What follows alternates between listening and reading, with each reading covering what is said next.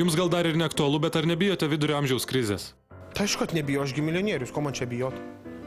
Milijonierius labiausiai ir puola vidurio amžiaus krizė? Tai čia todėl, kad jie seniau nebuvo milijonieriais.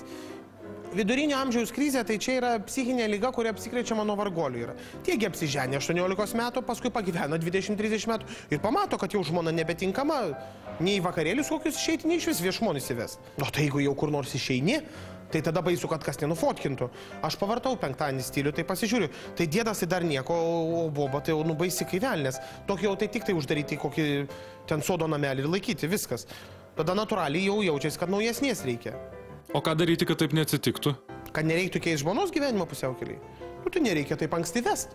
Palaukiu iki 40. Ir vest tada kokią 8-likinę. Nu, blogiausia atveju 20 metę. Ir tada viskas bus gerai. Ir į vakarėlius gali nusivesti ir nuotraukose gerai atrodo. Kai tau bus 60, tai bus nu tik tai 40.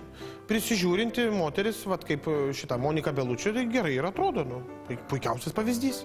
Bet vidurio amžiaus krizė gali pasireikšti ir kitaip? Principė taip. Va, Lietuvos milijonierė užeina į senatvę durnumas. Prisiperka visokių motociklų, britvų, harlėjų, užsimauna odinės kelnes ir karės ant to motociklo. Nu kam čia to reikia? Gyvėjas pučia, kai važiuoji. Radikulitai, visokiausi prostatitai. Nu taigi sėdėk tu savo Hammerį ar kokiam kitam džipę su šildomom sėdinėm ir šildyk subinę. Nemat. Yra tokia patarlė, žilė galvon, velnės odegon. Nu tai ką? Nu tai pražilai. Tai ką būtinai dabar elgtis kaip klounu ir juokiant visus vargolius su tais motociklais? Nu tai pražilai, nusidažyk plaukus ir toliau gyvenk normalų gyvenimą. Žodžiu, vidurio amžiaus krizės nebijote? Aišku, kad nebijau, aš jokių krizių nebijau. Ko man čia bijot? Net prieš šitą ekonominę krizę ir va dabar apyvartas pasidinom 3 gubai. Nes atsirado begalė vargolių, kurie perka tas mano dešas. Ypač gerai ėjo tai šitą vargolių plus liniją.